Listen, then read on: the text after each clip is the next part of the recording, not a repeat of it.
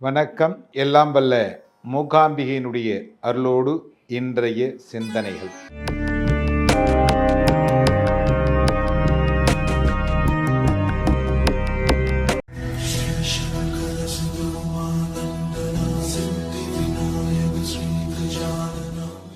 வணக்கம். எல்லாம் வல்ல மூகாம்பிகையினுடைய அருளோடு இன்றைய சிந்தனைகள். மதுரையிலிருந்து கேரளத்திற்கு சென்ற ஒரு சிலர் மிளகு வாங்கி வந்தார்கள். அப்படி மிளகு வாங்கி வரும் பொழுது பணப்பிரச்சனையில் மாட்டிக்கொண்டார்கள். வீட்டுக்கு வந்து பார்க்கிற போது அவ்வளவு மிளகும் பார்த்தீங்கன்னா உளுந்தா இருந்துதான்.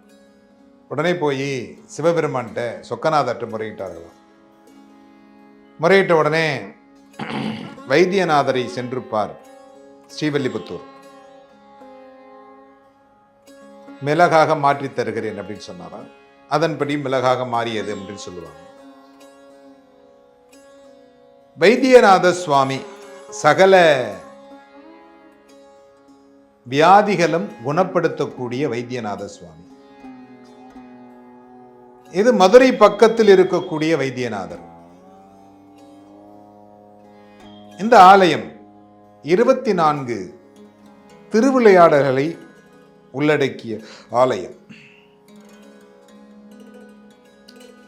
மதுரையை ஆண்ட நாயக்கர் தீராத வயிற்று வலியில் இருந்தார். அப்படி தீராத வயிற்று வலியில் இருக்கிற பொழுது எம்பெருமானை நோக்கி வேண்டுதல் கொடுத்தார்.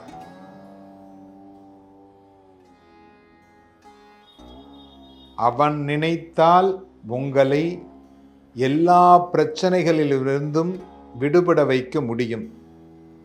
அவன் நினைத்தால் உங்களை எல்லா பிரச்சனைகளையும் கொண்டு வர முடியும். இதுதான். அது உங்களுடைய கர்மா, நீங்க செய்கின்ற நல்ல விஷயங்களை பொறுத்து இருக்கிறது.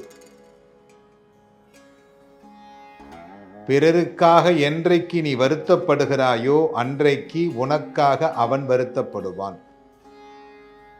பிறர் வருத்தப்படுகின்ற அளவிற்கு என்றைக்கு நீ நடந்து கொள்ளுகிறாயோ அன்றைக்கு உன்னை வருத்தப்பட வைப்பான். இல்லையா?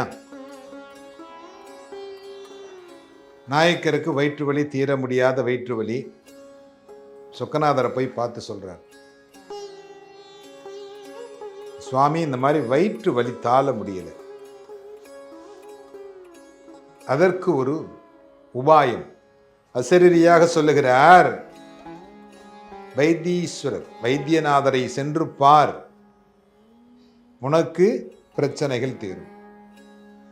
தந்தங்களினாலான பல்லாக்கில் நாயக்கர் செல்லுகிறார். சென்று அந்த வைத்தியநாதரை தரிசனம் செய்கிறார். சிறிது காலம் அங்கே தங்குகிறார். இவருக்கு இந்த தீராத வயிற்று வலி அப்படிங்கிறது தீர்ந்து போகிறது, குணமாகிறது.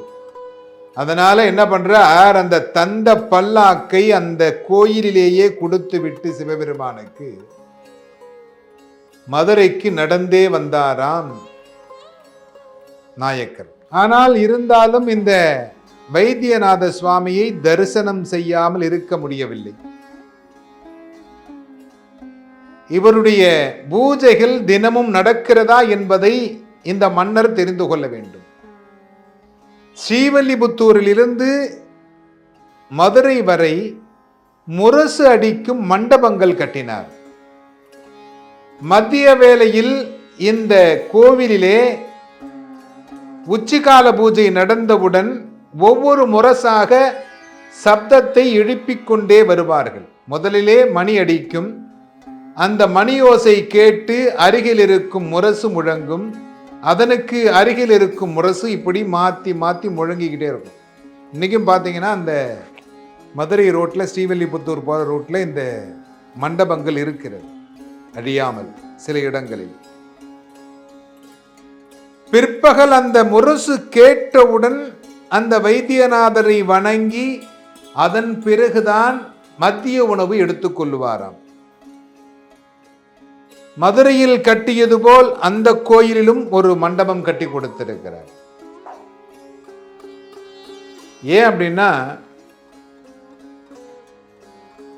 இந்த வைத்தியநாத சுவாமி சகல வியாதிகளும் குணப்படுத்தக்கூடிய சுவாமியாக அருள்பாலித்துக் கொண்டிருக்கிறார்.